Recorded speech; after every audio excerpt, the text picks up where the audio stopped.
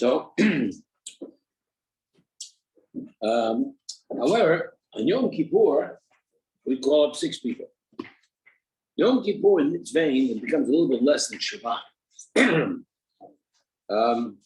I thought Yom Kippur is the holiest day of the year. How come it's a little less than Shabbat? The answer is because when you eat on Shabbat, it adds a dimension to the sanctity, believe it or not. Yes, it is true that Yom Kippur is an awesome day of total spirituality and total denial, which is a very high level of spiritual attainment when you deny physically, fasting, and so forth. But there is also an additional dimension of sanctity when you combine the spirituality with delicious meals, the delightful spirit of the Shabbat. And that's what Shabbat, in this particular vein, not in all the situations, but in this particular vein, Shabbat is superior. So I love the people, that people tell me, Yom Kippur, I'm certainly sure I'm not Shabbat's mashu achem. I like those guys, right? Or Rosh Hashanah comes. So Rosh Hashanah is, let's say, Thursday, Friday, or let's say,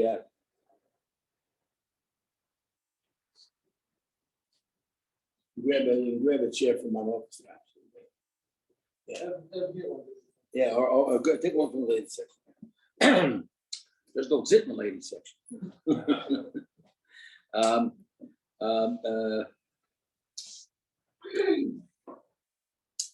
But Yom Kippur is of a great high level, but Shabbat is in one vein at least is superior.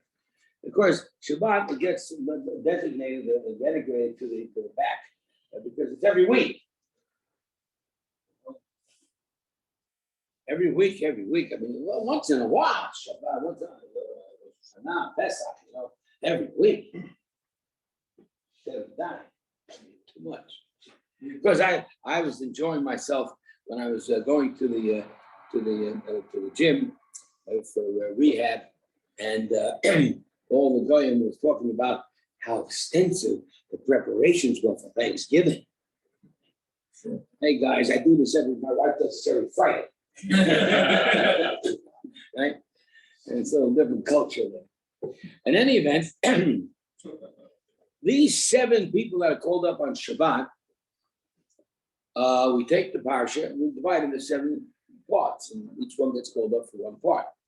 But if you have 2 Parashas put together, we have the same 7, but their portions are going to be still a bit extended because you have 2 Parashas.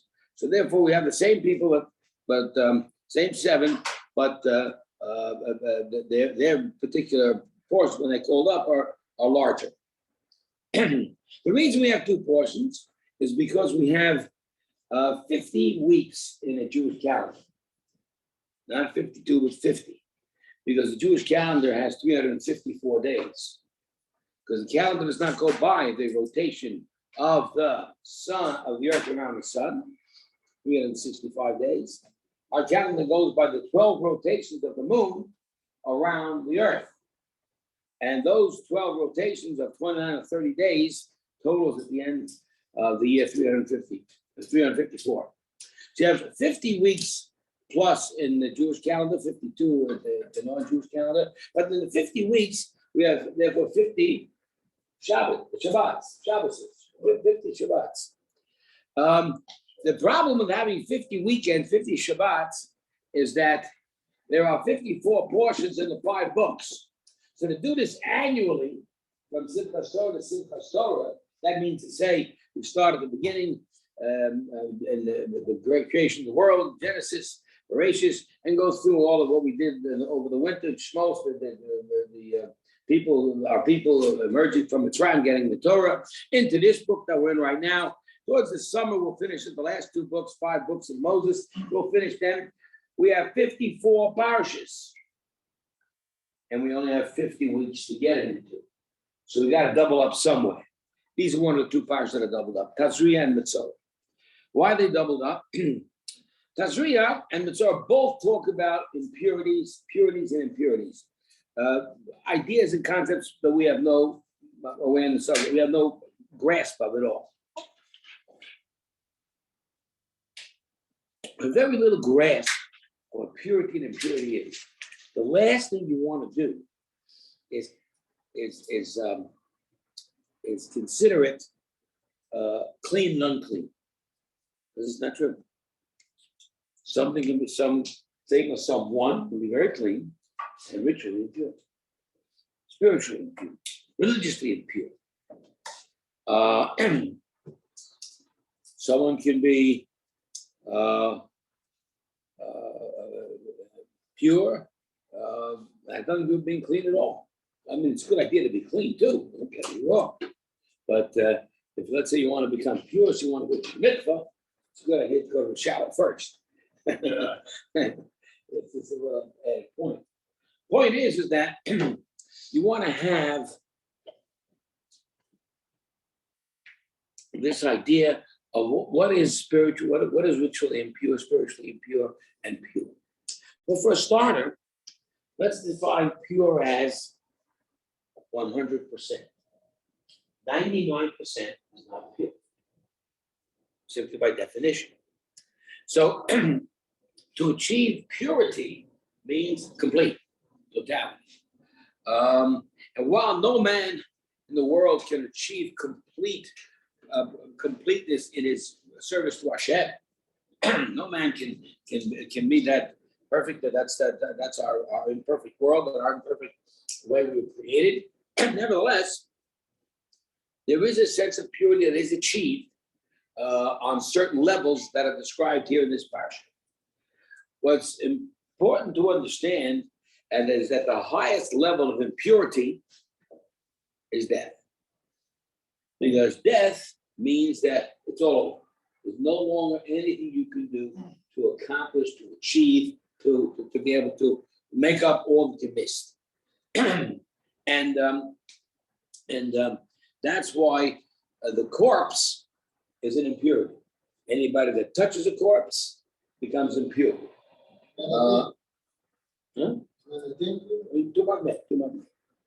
And now you have a situation where, let's say, a person goes to a funeral. So if he comes within, let's say, 7 feet of the corpse, he can become impure. If he is, let's say, bearing the casket, he's a pallbearer, so he can become impure. A Kohen, we're going to learn more about the Kohen in 2 weeks, has these special rules that he can't become impure, except for family. That's why a Kohen never goes to a funeral. Never. Who is a Kohen? The person who comes, who can genealogically trace his ancestry back to Aaron Kohen, Moshe Rabbeinu's brother. The Kohen can't become impure. If he does, then he's got to go through an elaborate ritual ceremony to make sure that he becomes pure enough again to be able to enter into the temple in Jerusalem, to Beis Hamikdash, and to be able to do the service. For the rest of us, we become impure because of that. We're not forbidden to become impure. The Kohen is forbidden. We're not forbidden to do that, but if we do become impure, there are consequences. The impurity of death is the consequence of your, let's say, part of the Chevra Kadisha, part of the organization that takes care of the dead, and maybe you do the tahara. Certain people are appointed to purify the body, and they have to cleanse it with the waters in the mikveh in order to prepare it for burial. So all those people come impure. So what's the ritual to become impure? To become pure, I'm sorry. So the ritual to become pure and get back to your good state of being alive, you want to be pure and engage in all the religious activities that you can. You have to, of course, go to mikveh. And you also have to engage in a ceremony called the Parah Aduma, the red cow. And that sounds strange. It's stranger than what you think. And if anyone thinks about Judaism, let's say, as strange or odd or weird, they can point to this mitzvah and verify, yes, it is strange, odd, of course. And of course, we're going to get to that. And of course, when we say that, we're saying we're treading on dangerous ground. Because if I were a priest and we were teaching Christianity, I'd say, have faith. Have faith. And you have faith. You're going to heaven. You beat your wife. You stole her around the bank. No problem. Have faith. And you're saved. You live a good life, but you have no faith.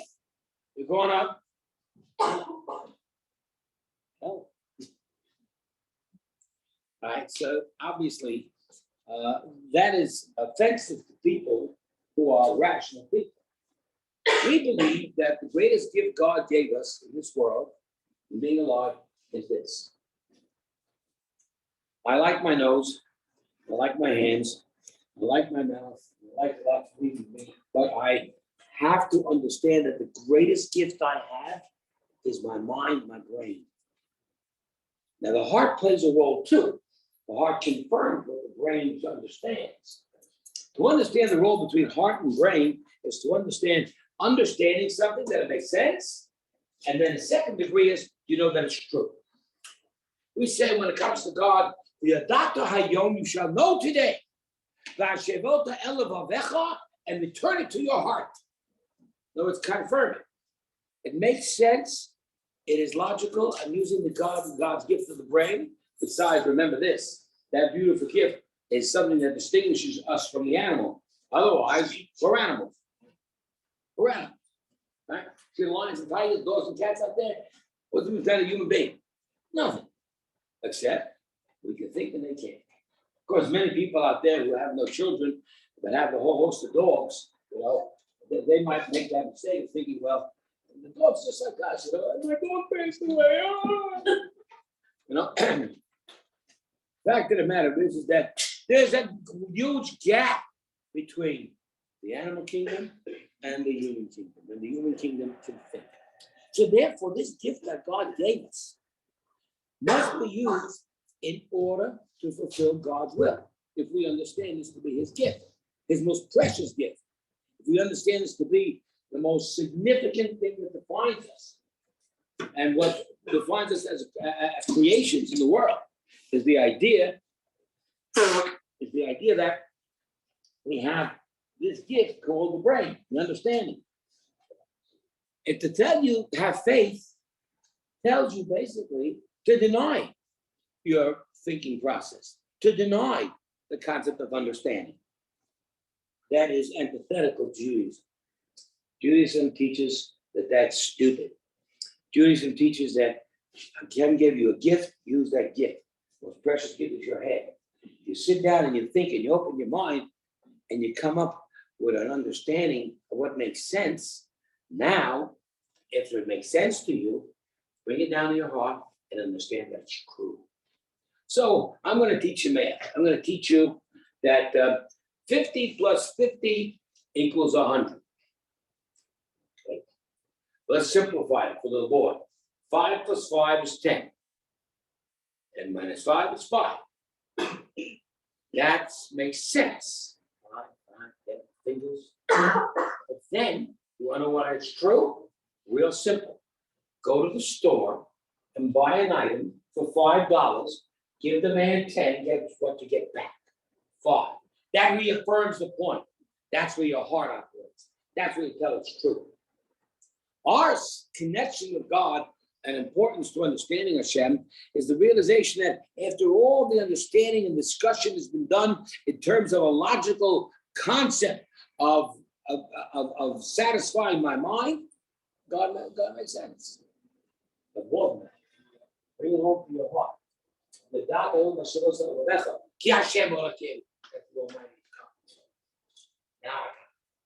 I understand that such a sense of it's true.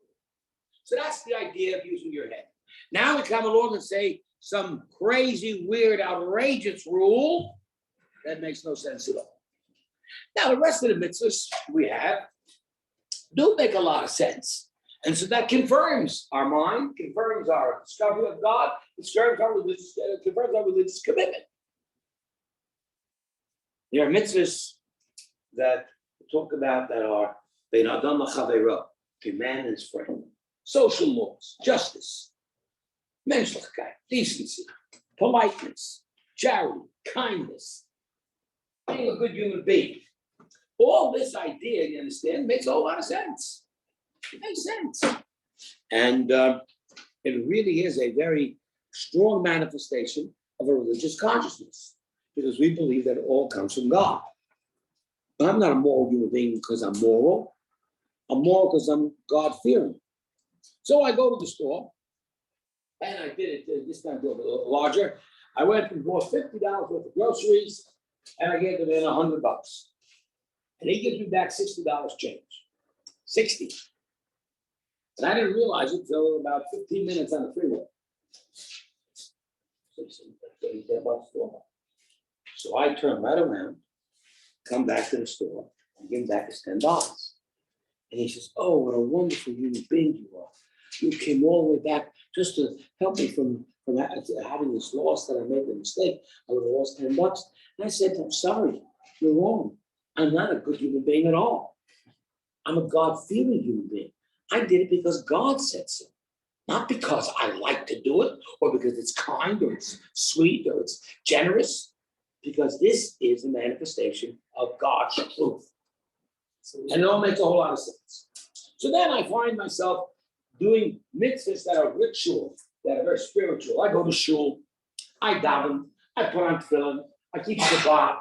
I do all these wonderful mitzvahs that really are very, very spiritual in nature, and they make sense too. Why do they make sense too? Because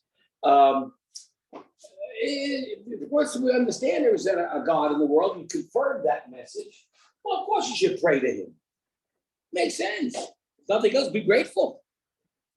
Gratitude is a good concept. If nothing else, if you're in need, then be sensible to where to go. Given the fact that he gave you life, he can give you everything else. And he's the only source that can do it. So if you're looking to make $1 million, you better know who to talk to. Well, I got to get out there and hustle. Well, you can get out there and hustle all you want, but you ain't going to get very far. Unless you ask Hashem. Now, Hashem will respond and say, "Yes, I'd like to give you $1 million, but I would like you to hustle also." Why? Because in hustling, you show or demonstrate that you have put into an effort. Putting in an effort is a valuable concept of Hashem, to make you into a better person. Okay, but at the end of the day, after a full week's work, I got a check.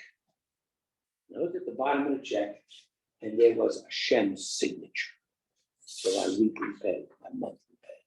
That's how I have to understand this. So again, all these ideas of ritual, of prayer, of saying the Shema, of acknowledging Hashem, Hashem Echad, God is one, all these rituals of coming to synagogue, all these rituals of putting on tefillin, keeping Shabbos, putting a mezuzah on your door, wearing tzitzit, right? They all make sense. How about tzitzit? What sense does it make to walk around strange? I remember one time I was at a home visiting.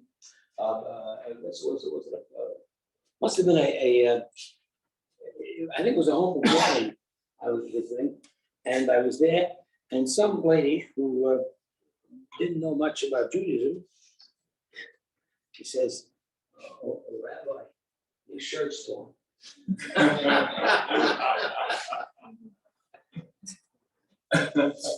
It's a Jewish keychain.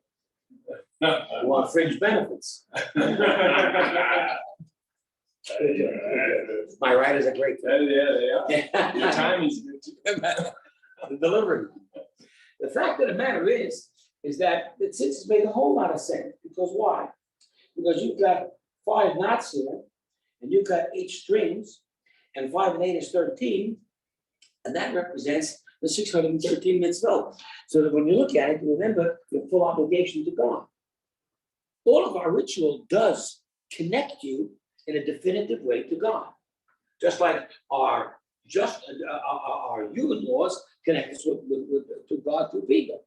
But these are what we call the 2 basic mitzvahs, the 613 divided into social laws between man and ritual laws between man and Hashem. And they do all make sense. But then we come to a whole bunch of news that make absolutely no sense at all. And then we're going to be asked to have faith for it. And off the top, we got to rebel. You want me to have faith in some nonsense? You want me to burn a red cow? I mean, with all due respect, I'm an intelligent person. Right? And people do respond to them. And justifiably. It's got to make sense. So how do we handle it? Because it's not going to make sense. And the Torah testifies to that. The Torah says, and it's expressed basically by the question that the Chacham asked on Pesach. Chacham, the wise son, asked on Pesach, what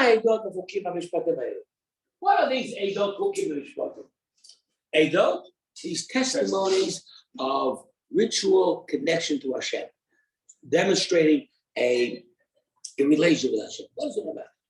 We explained it. Hamishpatim, all these judgments, all these sensible rules that are expressed by God. Tell me more about them. That makes sense. But then we come to a third set of law. And it has nothing to do with your obligation to God. It's nothing to do with your obligation to man. And that's what the law is called Chukim. Chukim are pretty difficult as to insidious. Good job. So how do you understand a chok? So here's what a chok is. Man becomes impure because he's tending to go into a connection with the corpse. Went to a funeral. It was near the casket. Out of cemetery. Cemetery doesn't convey it as much, but Kohen can't go to a cemetery for sure. But even though the rest of us could, if we do come anywhere near the contact with the corpse, we are tamimim. We're impure of the day. And how do you get rid of that impurity? To get a hold of a red cow and you burn it.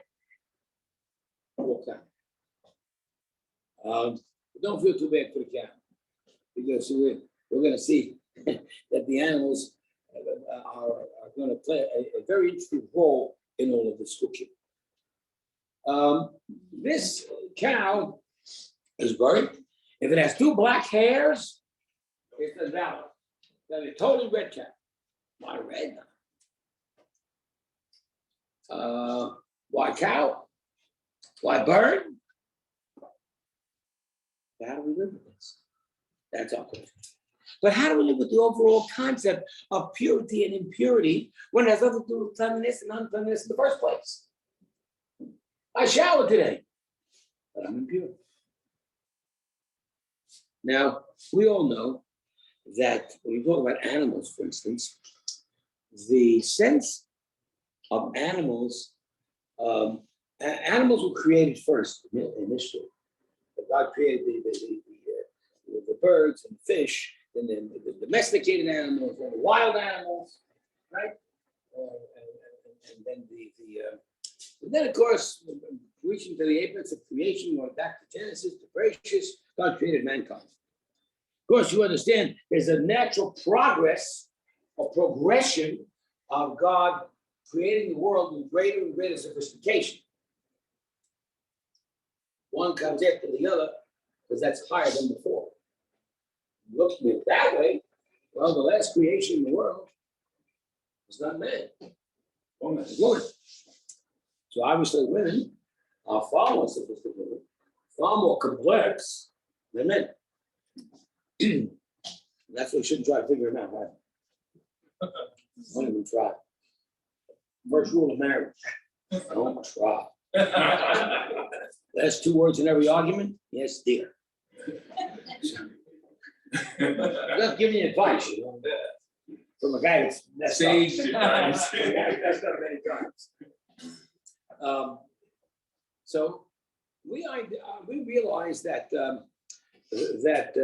as creation progressed, and then it progressed even beyond that, really, to Jewish life, because Jewish life is higher than human life in the sense that its responsibility is more extensive, and and far more demanding and far more accomplishing than the life of a human being, which is, by contrast, a lot more simplified. When you have an obligation of 7 commandments for the non-Jew, as vis-a-vis 613 for the Jew, you realize that our lives are also far more sophisticated and complicated and demanding. And that's what defines the Jew. Yes, the Jew is a human being too. So therefore, those 7 mitzvahs that the non-Jews have, the Jews have as well. So actually, we added 600, Hashem added to us 606. But the point is that that addition gives the Jew far greater responsibility and far greater potential for achievement in terms of spiritual life with God. In any event, the Torah last week discussed kosher laws. And the most significant factor, and there's a lot of rules to discuss. Rabbi Ken, I think, is preparing a very interesting lesson on kosher, maybe 2 or 3 lectures, maybe more, on how to keep a kosher kitchen, how to maintain the different rules and regulations, and they're very complex as well. But the most basic rule is meat. It's the most basic. The most basic rule is the difference between kosher meat and non-kosher meat. Now, one of the ways to define kosher meat versus non-kosher meat is to determine the animal itself. That animal's kosher, that animal's not. Okay, so let's go now and get rid of all those non-kosher animals. Let's send them all the way to Farmer John. Okay? And let's take now the kosher animals. We got rid of the pig and we got rid of all those other animals that we don't eat. Now the kosher animals. Just because it's a kosher animal doesn't mean you can eat it, unless it is slaughtered and killed properly. So the killing of the animal really is a very significant way of making it kosher, the manner in which it's slaughtered. And it's been proven that it creates less pain to the animal. No pain. Huh? No pain. Well, it's pretty quick. Yeah, right.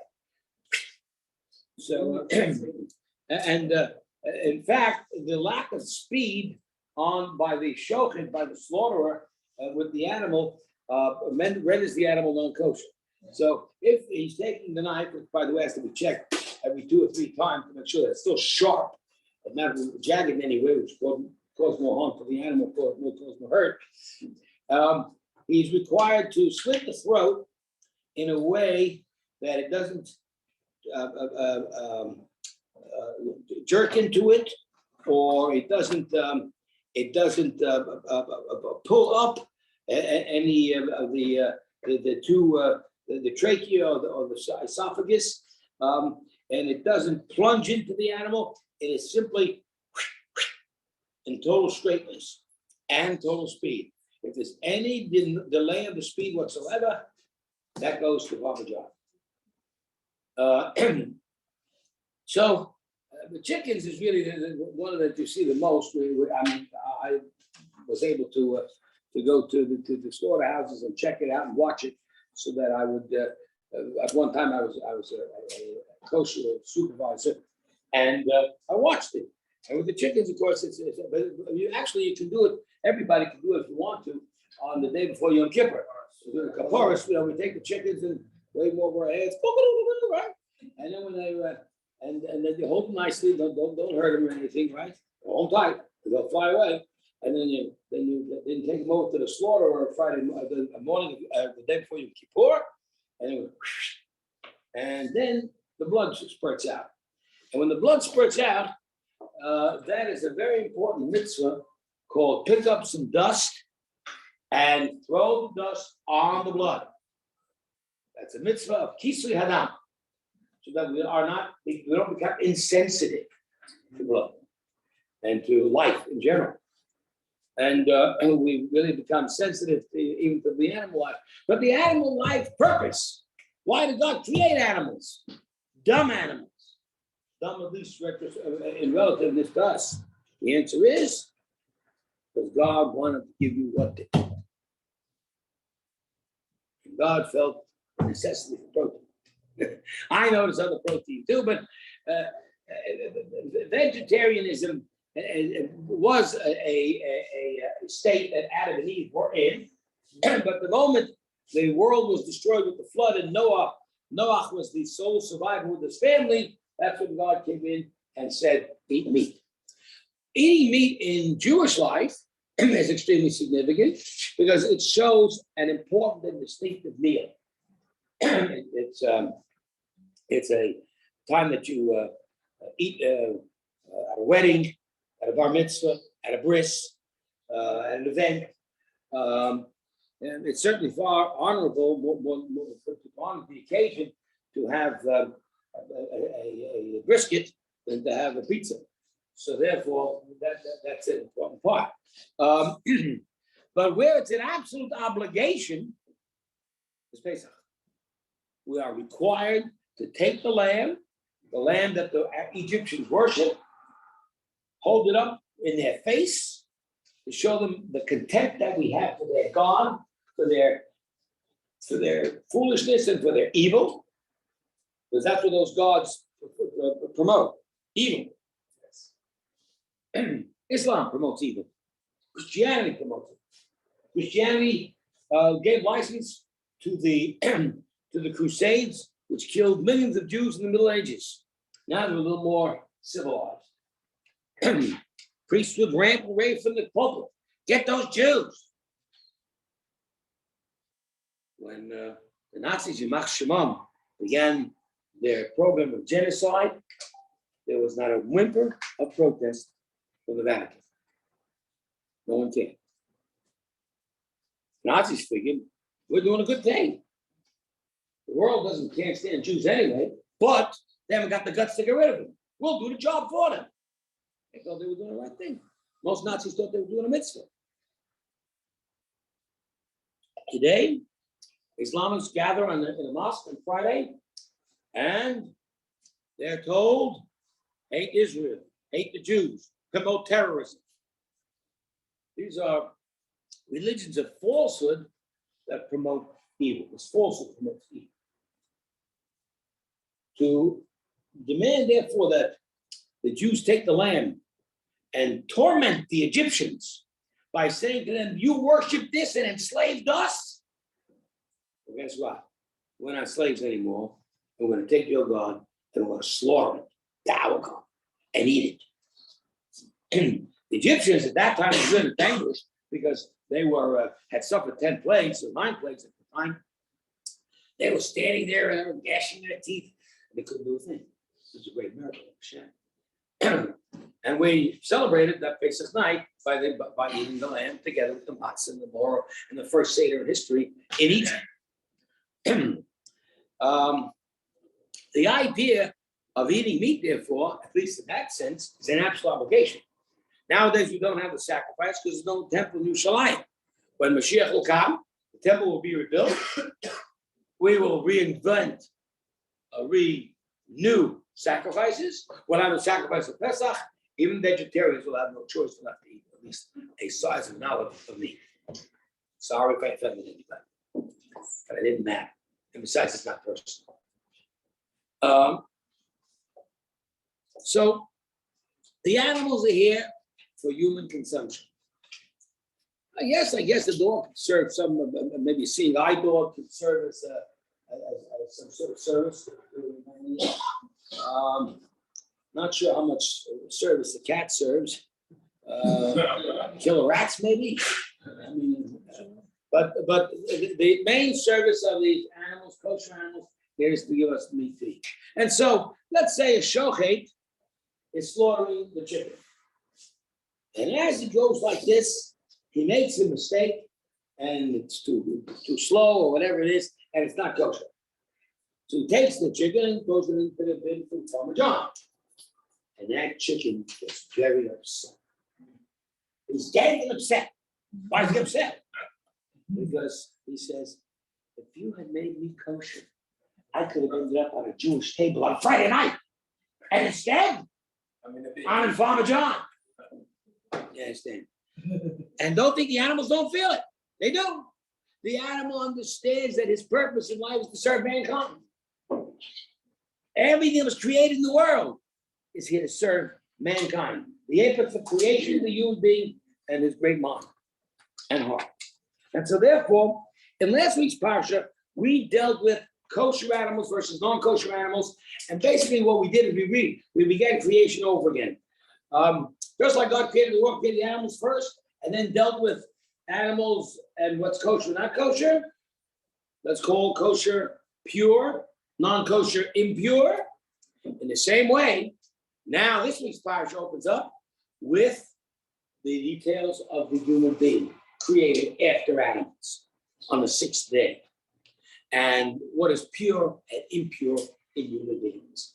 So we talked a little bit about the impurity of the human being is death, and the body being the highest level of impurity. However, it's important to realize that that there are other impurities as well that engulf us. If, let's say, we come into contact with the dead body. Now, it happens. You have to go to the funeral. Maybe it's got the very close family member. You have to do it. You have to honor the human being. And the human being's body, as impure as it is, because it's dead, must be honored and treated properly with a proper Jewish funeral. That's why Jews have separate cemeteries, so that they shouldn't come into contact with the impurity of the non-Jew, and the fact that he really doesn't have an impurity of death at all, because he never had purity in the first place. The purity that the Jew has becomes impure as life goes over. With the non-Jew, there's very little transition. And as we understand the sense of impurities, they include not only the person himself becoming impure because he dealt with this situation and he touched the corpse, but other sorts of impurities as well that can, in fact, make you impure. Certain bodily emissions that render a person impure. Male, female, different emissions for each one, and each one conveying a different level of impurity, with the obligation to then immerse in the mikvah and to become pure again. The one that, of course, is the most pronounced in our time, has the most net effect, is the fact the woman's impurity at the time of menstruation. That particular impurity has a major impact because it disallows for husband and wife to be together.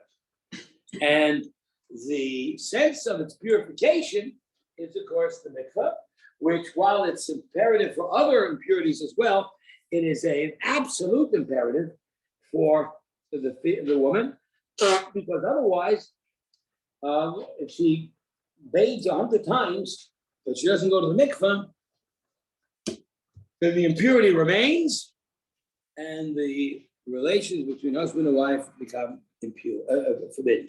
And worse than that is that the relationship, if there was a relationship between a man and woman in that state, which she never went to the mikvah, even if there's no period at the time at all, the punishment is a severe chorus, being cut off from the Jewish people.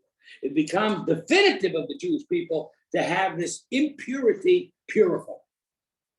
The sense, of course, is the idea of the sense of emissions that are either male or female, but with the female, it's a regularity. It's a monthly period.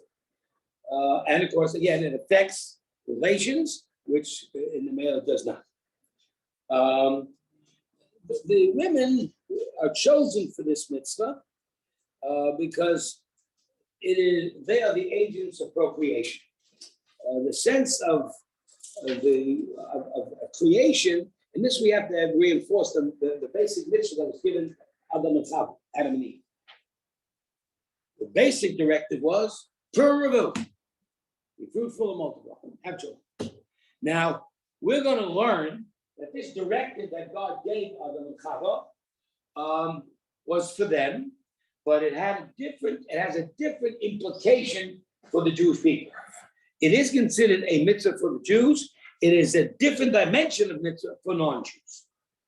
The sense of having children and building a family is a whole different dimension in the Jewish life as vis-a-vis the non-Jewish life. And of course, while basic hygiene demands obviously a certain separation between husband and wife, at that time, within the Jewish life, it requires a whole more extensive and elaborate separation. Husband and wife cannot have relations. Okay, I understand that. Husband and wife cannot have relations, not just when one is menstruated, but even for a week after that, for 7 days. Whoa, that's pretty. That means that if a basic flow is 5 days, you've got a 12-day period every month that husband and wife are not together. Tell that to a non-Jew, he'll faint. Can't be with my wife for 12 days. Let me get a few other girls while I'm waiting, which is I mean pretty popular. 12 days of restraint? Yeah. So much so that you're not permitted to sleep in the same bed. Passing stuff and then to end. That's correct also. So that means that not only can't you sleep in the same bed, you have to, every Jewish married couple has to have twin beds by definition. A one big king size is not done in our tradition. Furthermore, that those two beds, while put together during the time in the month when the husband and wife may be together and should be together and should enjoy the joy of their relationship, during the 12 days of separation, the beds must be separate and the two beds can't touch. So generally what most couples do is they take the night table and put it in between the first 12 days and fulfill the mitzvah that way. But there are other great restrictions that, of course, make us look insane.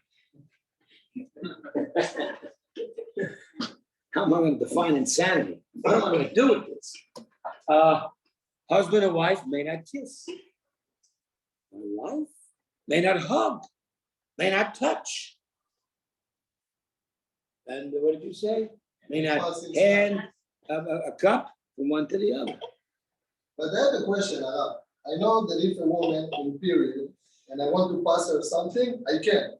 If she is not my wife. No, just to be safe. But if she's my wife, I cannot pass. Because we don't suspect that you're going to vote for another girl. No.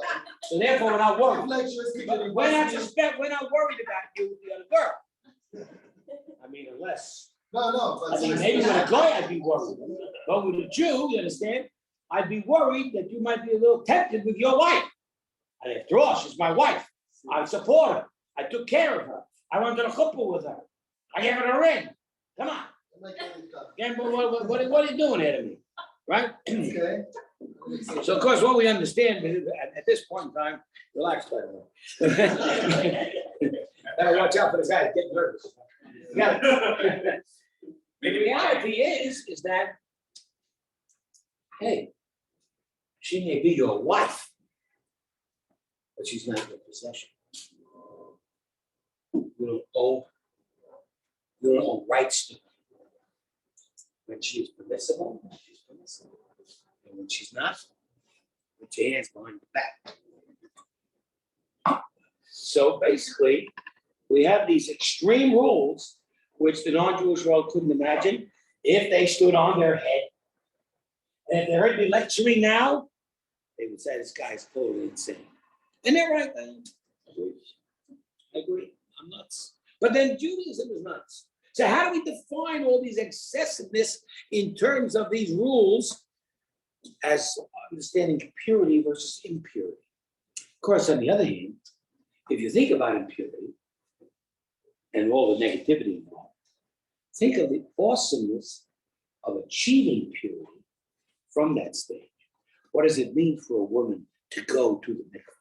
What does it mean to have that experience of being in natural rainwater, the water that emanates from creation itself, and to be in that situation where the proper amount of water is it, proper amount, 40 saw has to be there, which is about 200 gallons or something. and all the rules and regulations and how it's dug and how it's made and how you prepare and the extensivity of it. I can refer you to at least 20 extensive books on this topic, and you should get them. One of the best books I can refer to for women is the book called A Woman's Mitzvah. Look it up online. I saw it. I think Berkowitz put it out. It's a great book. It's worthy of really worthy of study. I would also say that a young couple preparing to get married. The young man who knows nothing about women because he doesn't start dating until he's 22. And the young lady that is 19 or 18, 20, doesn't know much about all this either. She's a young lady. So they are taught to prepare for marriage once they become engaged by the man or rabbi, by the woman or Rebbetzin. So, and no couple in our tradition gets married without that preparation or that learning or that personal instruction and tutoring by a woman for the men, for the woman, and by a man for the man. And yes, there is getting married and staying married and being together is a monumental challenge. In a country that has way over 50% divorce, most people say, "I don't want to get into this for. Why should I get married for?" You know that nowadays most non-Jewish catering halls are closed up. They're broke. Goyim aren't getting married. You want in Brooklyn, you understand, there are 100 catering halls and everyone is busy every night. Because in our tradition, we remain faithful to the past, to the Torah's teachings, irrespective of what modern culture teaches. And therefore, our couples are getting married. And that sense of commitment is the thing that people are afraid of today. Why should I? You're afraid to commit it. You end up getting married, get committed. Right? I want to ask something about the Torah. It says that the man is only half a man until he gets married. That's the mark, right? So that's also the Oh, so a person who's trained in Judaism and goes to the yeshiva and grows up with a religious tradition understands that. He realizes that by the time he gets to be, let's say, 21 or 22 or 23, I'm not complete. I got to get myself together. And so, of course, he'd be foolish if he waited until he was 24, 25, 26. Why put off the opportunity to begin your life properly? Well, I'm only 32. I'm not ready yet for marriage. That's because you've been exposed to secular culture. That's because that's all you know how is what they show you on the TV. What you should do is take the TV and throw it out of your house. The garbage bin right over there. That's where it belongs.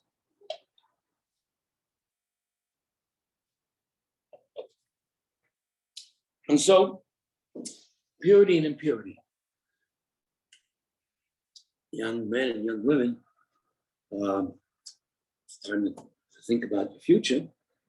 So, 22-year-old fella, 23, 19, 20, 21, and they begin dating. How do they date? How do they meet each other? They never went to school with each other.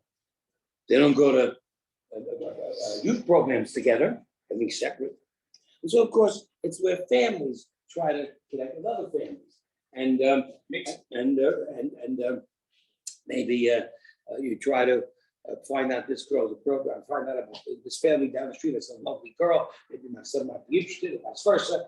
And they go out and date, and if it works, it works. If it doesn't, it doesn't. But of course, dating is very interesting. There's no touching, there's no kissing. In other words, you got to learn how to communicate with each other, which of course 90% of America doesn't know how to do. And you got to learn to not to communicate with one another, but you got to learn to respect each other not only for the joy of what sex brings, but also for the relationship beyond that. Is there anything beyond that? Of course, that's a great question. And ask that in Hollywood. Is there life beyond sex? I don't know. Right? So obviously, while intimacy is definitely a very important component of a married life, and we're supposed to be fulfilling and beautiful and meaningful, right? The most beautiful, meaningful part of it is having children. So I'm ready to get married, but I'm not old enough to have kids. See a psychiatrist. That's the purpose of getting married. What's the purpose of joining two people together? To build a family. And hey, guess what? The Jewish people in the business of families is the oldest and most successful firm in civilization. You want to learn how to live? You want to learn how to get married? You want to learn how to build a family? Come to us. Don't go to university. They won't teach you how to do it. They don't know how to do it themselves. You got a professor standing in front of you who's married 5 times. And divorce only 3. Yeah. You got a situation where you want to learn how to live with one another, and that's a big challenge, by the way. You're asking me, God, to move ahead with my life by meeting up with a total stranger, can't be a relative, and of the opposite sex, and totally different from me, and you want me to totally understand and explain and be sensitive to another's needs? Yeah, that's what marriage is all about. Can you live in close intimacy with another human being? And can you become appreciative of their independence and individuality, which you can do every 12 days of every month? So, but of course, you do want to have children, and wife goes to the mikveh. Baruch Hashem, the couple has intimacy together, and what a joy! What a joy! And so you wait 9 months. Of course, the woman goes through a lot of discomfort and so forth, but this is her heroism. What is she doing this for? For herself, for her husband, for the child she's going to bring into the world. She's doing it because she wants to partner with God. God, you created a human being. I want to create. However, I can't do it. I'm a husband. Oh, there's a need for 2 after all, yes, sir. Only God can do it alone. The human being is the part. And so now we have reached the apex of our relationship, which is a child, which simply means that whatever love exists before marriage is totally inadequate. For whatever love you feel is not the same if you are married, and whatever love you feel as married is not nearly the same until you feel the child. And the child is an amazing relative. Because, the husband's relatives are the wife's in-laws, and the wife's in-laws are the husband's, the wife's parents are the husband's in-laws, and you don't share a common relative at all, except the child. They're related to both. The husband and wife really become part. It's really connected. Really, as the Torah says, you become one flesh. And so, what our Parasha says over here is, you shall become purified. And go to mikveh, discussing all the other emissions as well on a physical level, male, female, whatever those conditions are, and the female particularly regarding the ability to have children. Now, the impurity of, let's say, menstruation is simply the loss in some degree of life, because there could have been a conception. There could have been, if it had worked and clicked and had God's blessing, there could have been a child. But for this month, we weren't blessed. And so therefore, the period announces that we have to try again when I'm ready, and that there is the separation for the 12 days, and the absolute imperative of the immersion in the mikvah for us to be able to resume relations at all. And we try again. Here's a very strange thing. If you look over here on page 608, you will find, again, while some of these make sense, a lot doesn't. And that's the whole point of trying to find out how to handle something that doesn't make sense. Look what it says. Hashem spoke to Moshe and saying, 609, speak to the Jewish people. A woman begins to conceive, has a male child. She shall be contaminated for 7 days, like she was during the menstruation. In other words, obviously, there is an emission of blood at the time of the birth. And for as beautiful and as pure as birth is in a new life, the woman becomes contaminated. And she may not be with her husband. She may not have any affection from her husband. That's a tough deal. What do you want to? What if it's like a C-section? Nevertheless, because the time of the essence of the birth itself does, in some strange manner, make you impure. Now, there may be different rules of how it works and all the details, which I'm not prepared to teach at this time. And that's when you talk to your rabbis and the fellows talk to their rabbis. But there's a contamination, impurity, and the husband and wife cannot touch. And it says it's here for 7 days, and then on the 8th day we have a circumcision. Then 33 days more she is in purity, and then she cannot go to the temple just yet, even though she's pure, right? And when her days of purity have been completed, total 33 plus 7, 40. Now she can resume relations with her husband. Nowadays, because of the fact that would have required a sacrifice in the temple, and there's no sacrifice in the temple nowadays, so generally speaking, it's whenever the woman recovers that they may be together. With regards to a female birth, verse 5, she is impure not for 7 days, but for 2 weeks. And not 33 days, that she wait for 66, for a total of 80. And again, the same rule applies when she becomes purified.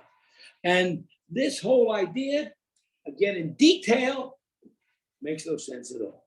Yes, the whole concept behind it makes sense, but these details, 2 weeks, 1 week, 7 days, 5 days, it's really hard to understand. The whole idea of burning the red cow, after connecting with the dead, is hard to understand. The whole idea that I'm eating a piece of chicken over here, I'm sitting on an airplane and I order kosher food, so I got a chicken dinner, and I got this chicken dinner right here, and next to me is this non-Jew who has his own chicken dinner. And frankly, the two chickens look alike, except one's kosher and one's not. One was for the problem and one wasn't. And again, it defies rationale. And for people who are weaned on rationale like us, for people who grew up on rationale, for people who learned Judaism as a rational concept of understanding life, how do we deal? And basically what comes out is that there are two factors in life, both very personal and both very physical, that fall into this category. One is food and the other is sex. These two areas of life, which are very, very important and pronounced in human life, are defined and restricted by Jewish law. And the law itself defines reason. And frankly, the idea that it defines reason is because the details don't make a whole lot of sense. But then you'll find many times there are other details that don't make no sense either. And we are forced to try and work out within our own minds, what does it mean for rational people to accept irrational laws? And Rabbi, wouldn't we then proceed in the same way then with Emunah? Because there's no way that we can figure that out. Okay. And even as we are journeying to it, we are still operating in a Put mode. it in a difficult position. Yes. Have faith. But this is But not the- 100% correct. But if we understand the other parts of Torah. Okay, with a rational mind. two-thirds of Torah makes sense, and 1/3 doesn't. Right, and so with the 1/3, we still perceive. Okay, he's got a in- point, he's got a point. Watch out for Kevin, he knows what he's talking about. He's got a point. But the point is, really, is that we learn in the Mishnah, in Pirkei Avot, Ethics of the Fathers teaches us all 6 chapters that we studied all summer about how to develop and build good character. And the second paragraph in this chapter, in this volume, called Volume of Ethical Teachings of the Fathers, is a statement of Shimon HaTzadik. Shimon HaTzadik said the following thing: the world stands on 3 things. How many people know them? Raise your hand. How many people know one of them? You know, okay. Anybody else? Oh, no, your hands over there. Oh, well, come on. Yeah, we got it. Right? There are 3 things upon which the world stands. 3 things that promote survival of the universe. 3 things that if you take them away, kaboom. It's a massive nuclear blast, all humanity is destroyed. Go back to Noah and the flood. In other words, what are these 3 things that keep us all alive personally and collectively? And the answer is, one is Torah learning. The other is avoda, religious service. And thirdly is Gemilut Chasadim, loving kindness. Gemilut Chasadim. So let's explore these 3 things. Gemilut Chasadim is the concept of being a good human being, being a good person, tzedakah, chesed, worry about the other person, care, being polite, being respectful, having the system of law and order, a justice system that's just, and so forth. It punishes bad guys, it doesn't punish victims, and stuff like that. And then the other one, of course, the religious service, which we also established was valuable. To connect with God, to come to services, to come to pray, to come to pray every day, to put our tefillin, to feel, to eat matzah on Pesach, get a show from Rosh Hashanah, to keep the Shabbos, and make the Kiddush, and the Friday night dinner. All of these things are the rituals which enrich our people, but make us feel connected to God. If you're having a Friday night dinner, a Shabbat dinner, and you don't sense Hashem, what are you doing? Make Kiddush, you light candles. What's that all about? Is that just a monkey doing it? Or is it something that we really get something out of? Does a woman really get something out of lighting candles? Or is it just hopscotch? Does a man really get something out of making Kiddush? Or is it just going through the rituals? Do we feel Hashem? Do we feel Hashem every time we walk through the door and put our hand on the doorpost and gets the mezuzah? That's the question. And that's the goal of ritual. And that makes sense too. But what doesn't make sense is the 3rd level. The 3rd level is Torah study. In Torah study, I don't owe to God, and I do something wrong with other people. Other people, I owe being a good human being. God, I owe service. Chesed avoda. Torah, I owe me. That's my obligation to myself. Do I have that sense of being knowledgeable and realizing the value of education? I don't owe that to God. I don't owe that to other people. I owe that to me. I have to make that choice. Do I want to be a dummy? Or do I want to be intelligent? That's my choice. You can walk through life, sleepwalk as an idiot, not knowing what you're doing, purely as habit, or you can understand the meaning of life, understand the sense of God's presence. Learn. Well, we know a very interesting thing. All religions do promote humanity. All religions do promote loving kindness. All religions do promote some kind of ritual. You don't go to synagogue on Saturday, go to church on Sunday. They all promote it. But the one thing that no religion promotes except us is the obligation to be knowledgeable. The priest is knowledgeable. He tells you what who is big brother, and let's listen and be done with it. Not so by us. By us, people are obligated to become as knowledgeable and as learned as they possibly can. So when you got this opportunity to go to a class to learn, the most important thing you do is go to learn. Now, of course, you'll say, well, I go to shul Shabbat. That's a wonderful thing, because at Shabbat, you do all for service for Shabbat, and you go daily. But the point is going to daven, as significant as it is, as important as it is not nearly as important as going to learn. It's also different when you know what you're reading, when you're praying, when you understand the meaning. Correct, it's like, but you gotta learn to do that. And that's That's what I'm not learning. when you say that study is the highest form of reproof. The highest form, that's true. It's the Highest form of close, because the highest form of getting close to God. It's knowing You God, learn a knowing piece of Hashem. knowledge, and this enthralls your whole being. Yes. Wow. This is Hashem. So now, learning Torah, which is the highest level of achievement, is the singular source that'll help you with that third section of law.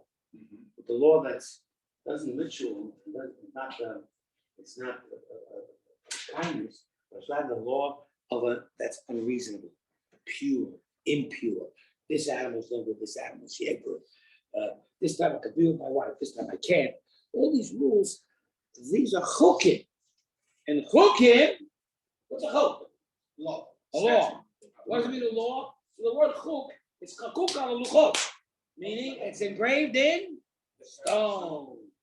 Every expression engraved in stone, that means it's a rule, whether you like it or you don't, and whether you understand it or you don't. And frankly, you won't understand it ever. So how, again, do I manage to handle a rule that I don't understand? It's not that. I mean, to go and be so worried, extreme, about it, I can't touch, you can't this. But Hashem understood. How do I do it? But How do I deal with it? if our pursuit is of Hashem, right? It through Fine, this but that doesn't study of help me. Torah, But that doesn't help me. but the faith in Hashem, knowing that He understands, helps you study Torah, right? Because Okay. we're limited. So what do you got here? You got what we call 1/3 of unreasonable and 2/3 reasonable. Yes. But your point is well taken from another perspective. Because at the end of the day, when you do learn Torah, you do get educated, and you get a deeper perspective of God, and you get a deeper perspective of our relationships, you get an understanding that says, I can handle this. I can deal with something that's totally unreasonable. Because the overall picture is reasonable. That's what you're right. So frankly, let's understand. In any relationship, that holds true. But today we don't have stuff that they don't make sense. You know, like if you check, for example, But the period- fact of the matter is that the relationship between a husband and wife in Jewish life. but today science prove what is the It's right right. thing to do. Well, What about the non-Jewish people? the science also demands 7 days of separation, 2 separate Yeah, beds. but it shows So it that's takes it. 7 days to break the potential of life, and another 7 days to build the Agreed, potential. agreed. So then, And a woman like vulnerable in this time for Okay. this and stuff. So okay, all the Yeah. what I'm trying to say, the mitzvah that doesn't make sense a few years ago, this what happened to me. I thought there is mumbo jumbo that doesn't make sense. Suddenly I see reality support every single thing. maybe This generation. maybe God created the reality in the first place, and you didn't figure it out. For sure that. But the Torah helped me to see the real reality. But I Okay, feel that very today- good. So you learned Torah. Yeah, but then we're not today, my point. But the point is that when you learn, not science, but Torah, it will give you an insight into these realities that even though they ultimately cannot ever make sense, at the end of the day, there's that trust in God or that faith that's built up. But you can't build faith by learning. If you're not learning, you can't build faith. And Learning builds faith. Hashem rewards us for studying. It's true also. He But learning takes- builds faith. Yes. You can't be an ignoramus and really believe in God. Yeah. It's impossible. The sense of trusting God and trusting these rules and living by them, because you see that ultimately it comes to a reality, is because you have that faith that says, This is ultimately true, even if I don't understand. So let's understand lots of other things that go on in life that I don't understand. I know how to use the computer, but guess what? The computer works. So reality teaches that just because my own limited understanding doesn't cop it, doesn't grasp it, doesn't mean it's not real. And that's how we begin to express our understanding of the sense of accepting these rules. But at the end of the day, we also find out and we also see that it produces. How? Because you build a family. Because you have children. And in building a family and having children, we begin to realize that it's a whole different ballgame than what non-Jews do. Non-Jews have kids. They don't necessarily train them. Or expect from them definitive paths to follow. We do. The mitzvah of having children does not begin with conception and end with birth. It begins at birth. Because there, when you have to raise them. Raising children, directing them, making sure they follow the path, keeping our traditions alive, keeping our truths alive in them for their next generation is the mitzvah. Some people say, some scholars say that the mitzvah of having children is not fulfilled until you have grandchildren. How or why? Because when you have children, how do you know they're not following your path? You know they're following your path when they have children of their own.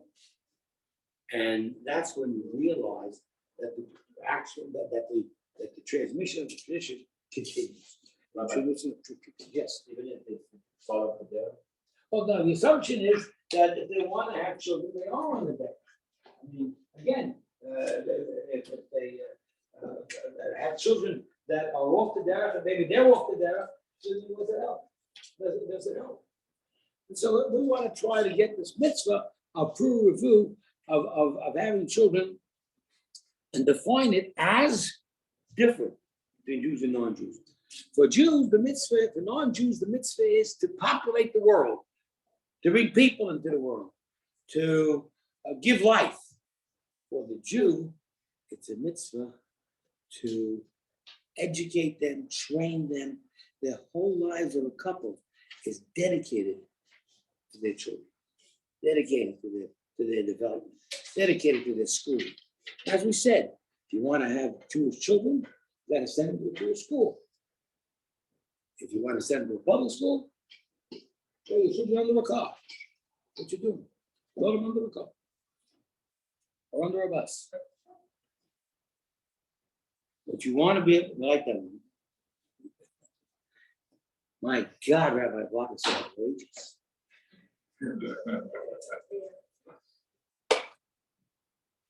That wasn't outrageous, I wouldn't be possible. And so these are the parshas of Tashriya Mitzvot. One last impurity. One definitive last impurity.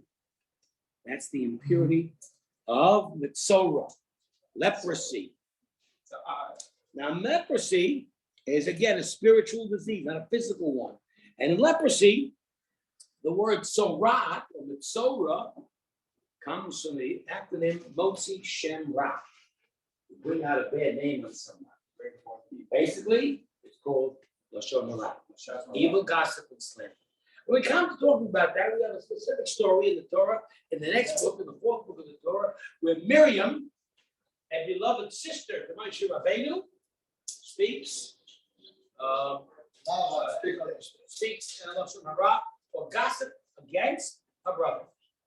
It wasn't a really horrible situation because she loved her brother. In fact, Miriam was responsible for Moshe Rabbeinu being born in the first place, we explained many times. And she saved his life because he was a baby in the basket. But Miriam did speak out of turn. And that teaches you how extensive the rules are. The extensivity and complication of the rules of Lashon Hara are so complicated that you have to be so careful of what you say about any specific person, particularly behind the person's back. And there are three factors involved. One is called where you say, where you spread gossip by saying, Jeff, I want to tell you, Jeff, the boss spoke about you. So that doesn't mean that Jeff's bad or the Baruch's bad, but it does mean Jeff is not going to be upset with Baruch because I told him that rule. So I told him that tale. You can't tell anybody that they have been spoken about. You simply can't do it. But I want to tell him he needs to be prepared, this and that. Now, there are various areas where, again, the halacha, the extensivity, and the details, and that's where learning comes in again, learning details, learning how the rules apply, and how to observe them, show where it might be permissible in given circumstances. But overall, it's not permitted to say to someone that someone else spoke bad about you. And that's the least dangerous. The more dangerous is to simply speak bad about another person to another person. This guy is a bum. He did this and that. So that's absolute lashon hara, absolute slander, evil gossip, absolutely forbidden by the Torah. Shut your mouth. Isn't it also forbidden to listen to lashon hara? What? Isn't it also forbidden to listen to it? Yes. In fact, listening to it is worse than speaking to it because why? Because if the guy says it, but nobody listens, where to go? Nowhere. But if someone listens and hears it, then you're in trouble. Now, there's a great book out written by a colleague of mine named Rabbi Pliskin, Pliskin. Rabbi Pliskin and I were classmates in high school. Rabbi Pliskin wrote this great book called Guard Your Tongue. It's a great book. You should learn it. It is all about the rules of what you may say and what you may not. In this book, he describes various cases, explains scenarios, and explains to you how it comes about that you are violating when you don't even know you're violating. But it's true. That's exactly the point. You're not allowed to say true lashon hara about anybody. I know for a fact that that person out there ate in a non-kosher restaurant. I can't tell it to anyone.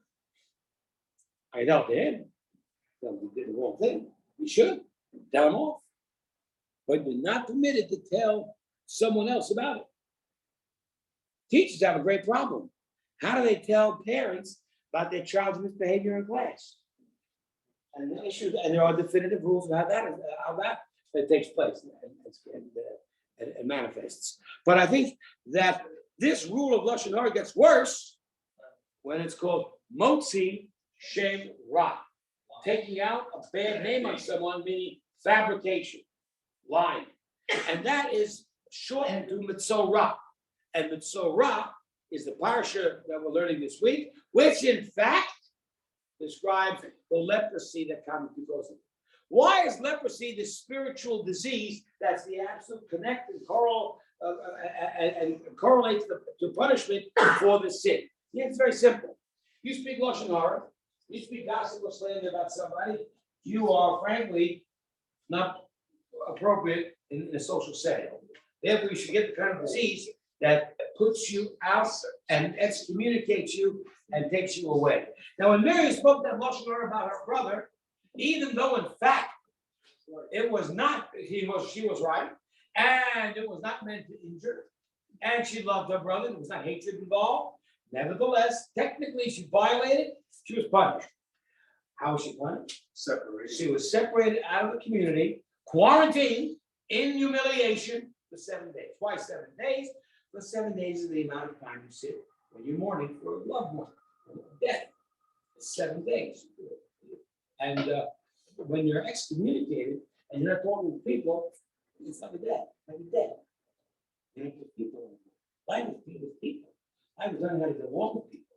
I was learning how to deal with issues and speak appropriately. And she was punished in that sense. But understand, Miriam was this great woman, this absolute Jewish heroine, this woman that saved the life of Moshe Rabbeinu, the leader that took us out of Mitzrayim and emancipated us from slavery. Miriam was the woman who led the Jewish people a great song, the women in great song when the sea was split and the Egyptians drowned. Or they drink And the water. very same woman is excommunicated in humiliation. But in that humiliation, she's honored. Why? Because the Jewish people would not travel without her, and they waited for her. Because she waited for Moshe Rabbeinu in the basket when he was a baby, to make sure that he would float to safety. So therefore, the Jewish people waited for her. And so the rules are really applicable to everybody. And there is there's absolutely no sense of permission to suggest find loopholes, so to speak. And therefore, we learn in general, and I think you mentioned that a moment ago, that this beautiful gift that God gave us as the secret to human animals is the mind, also is speech. Speech. So here's a story about speech. There was a funeral taking place in Town Square, Main Street. And in this funeral, there's a coffin lying there closed, as the Jewish tradition, of course. And the rabbi is giving a eulogy, and wailing and moaning and crying. Oh, I miss him. We're so sorry we lost him. He was so good, he was so wonderful, blah, blah, blah, blah, blah. People walking by realize that the Torah, the mitzvah is if you walk by a funeral, then you have to join, at least for a little bit, to honor for the person. I didn't know the guy, but you walk by. You can't ignore a human being and his honor. And so by the time you turn around, the next 20 minutes, 30 minutes, there's still other people there while they still be moaning and crying and eulogizing. And he's crying. He never said a word, a bad word about anybody. He never insulted anybody. He never cursed anybody. He never embarrassed anybody. He never spoke hard about anybody. Never slandered anybody, and on and on and on. Everybody's talking to each other. Who this guy is? Who's this righteous man? Who's this son? Who's this holy God? Hey, no. And finally, they open the coffin. And they find lying in the coffin, a little sheep. A shepherd. And the rabbi said, every word I said was true. He never embarrassed. He never insulted. He never. I didn't. The sheep never. Animals cannot harm their speech. Of course, they can't do anything bad with their speech. Right? They have no speech. Human being given this gift needs to know that the gift should be used in proper direction. But it also it's a weapon. It can kill people. A chayim ha'mamas b'yad ha'losh of life and death in the hands of the Torah. And therefore, we need to understand how significant this is in Judaism. Generally speaking, there are 4 levels of speech. One of them is Lashon Hara, which is subdivided into 3 categories, I said. I subdivide Lashon Hara, saying the actual Lashon Hara, or fabricating a lie. But the other 3 categories of speech, 2 positive, 2 negative. The one negative is the Lashon Hara. The other negative is a very interesting one, which we'll get to in a minute. What are the 2 positive speeches? What are the 2 good things you can do with your mouth? Bless and curse. One thing you can do, which is quite simple, is learn. And daven.